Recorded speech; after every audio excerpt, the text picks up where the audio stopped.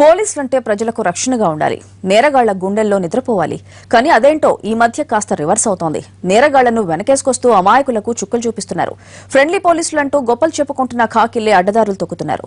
హైదరాబాద్ లో కొందరు ఖాకీలు ఖల్నాయకుల్లో సెటిల్మెంట్లు చేస్తున్నారు. వసూళ్ల కోసం సివిల్ తగాదాల్లో తలదూరుస్తూ చివరకు ఉద్యోగాలకు ముప్పు తెచ్చుకుంటున్నారు. పోలీసుల అడ్డగోలు దందాలపై స్పెషల్ రిపోర్ట్.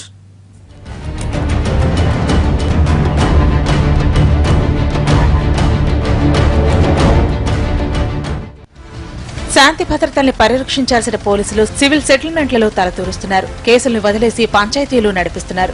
అవసరమైతే బెదిరింపులకు దిగుతున్నారు. చివరకు ఈ దందాలు బయటికి రావడంతో ఉద్యోగాలకు ఎసరొస్తోంది. సివిల్ వివాదంలో తలదూర్చి హైదరాబాద్ లో ఇద్దరు ఎస్ఐలు సస్పెండ్ అయ్యారు. ఇదొక్కటే కాదు, ఇలాంటి దందాలు బయటపెట్టడం డిపార్ట్మెంట్ లో కలకలం రేపుతోంది. సివిల్ వివాదంలో తలదూర్చి ఒకరిని చితక్కొట్టిన వ్యవహారంలో పహాడి షరీఫ్, బాలానగర్ ఎస్ఐలు సైతులు నర్సింగ్ రాథోళ్లను సస్పెండ్ చేశారు రాచకొండ పోలీస్ కమిషనర్ మహేష్ భగవత్. బాధితుడికి అండగా నిలవాల్సిన పోలీసులే బాధితుడిని చితక్కొట్టిన ఈ సివిల్ సెటిల్మెంట్ ఎపిసోడ్ డిపార్ట్మెంట్ లో చర్చనీయాంశమైంది.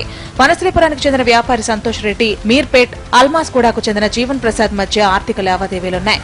సంతోష్ రెడ్డికి ఇవ్వాల్సిన డబ్బులు ఇవ్వకుండా జీవన్ ప్రసాద్ ఇబ్బంది పెడుతున్నాడు. సంతోష్ రెడ్డికి డబ్బులు ఇవ్వకుండా ఎగ్గొట్టాలనుకున్న జీవన్ ప్రసాద్ పోలీసుల సాయం తీసుకున్నాడు. రాచకొండ కమిషనరేట్ లో ఓ ఏసీపీని కలిసి విషయమంతా వివరించారు.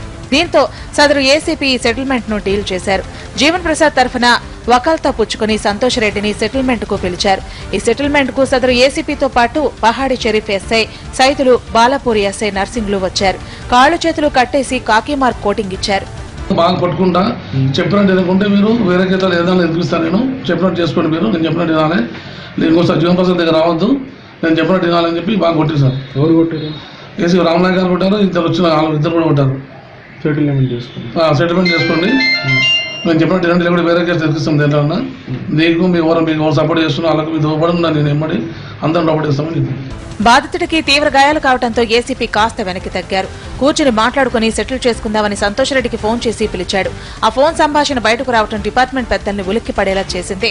ఇప్పుడు నీకేం అన్యాయం కాదు సంతోష్. ఇప్పుడు పెద్ద మనుషులు అందుకే ఇప్పుడు నేను ఏదో నువ్వు చెప్పిన కాదు కదా. పెద్ద మనుషులు, నీ పెద్ద మనుషులు, వాని పెద్ద మనుషులు ఇద్దరు డిస్కస్ చేసి దాని తర్వాత నీతో మాట్లాడరు, ఆయనతో మాట్లాడరు.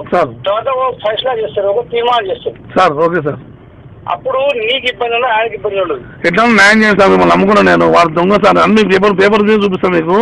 మీరు మాకు న్యాయం చేయండి సార్. మిమ్మల్ని నమ్మినాం మేము. రేపు మనం కూర్చున్న తర్వాత విషయం బయటకు వస్తే కూర్చొని మాట్లాడదాం. ఫ్రెండ్లీ పోలీస్ అని, పోలీస్ అంటే ప్రజలకు మంచి స్నేహితులని ఫోన్ లో గొప్పలు చెప్పిన ఏసీపీ అంతకు ముందే బాధితుడిని చితగ్గొట్టించారన్న ఆరోపణలున్నాయి. బాధితుడు సంతోష్ రెడ్డి ఉన్నతాధికారులను కలిసి ఫిర్యాదు చేశాడు.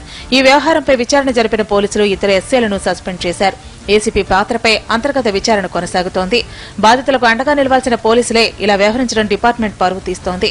అయినా శాంతి భద్రతలను పరిరక్షించాల్సిన పోలీసులు సివిల్ సెటిల్మెంట్ లో తలతూర్చడం తప్పు. ఆ సెటిల్మెంట్ లో బాధితుడి పక్షాన నిలవకుండా బాధితుడిని చితగొట్టడం అంతకంటే పెద్ద తప్పు. ఈ తప్పులు చేసిన పాపానికి ఇద్దరు ఎస్ఐలు సస్పెండ్ అయ్యారు. మరి ఫోన్ ఆడియో బయటపడటంతో ఏసీపీని ఏం చేస్తారో చూడాలి.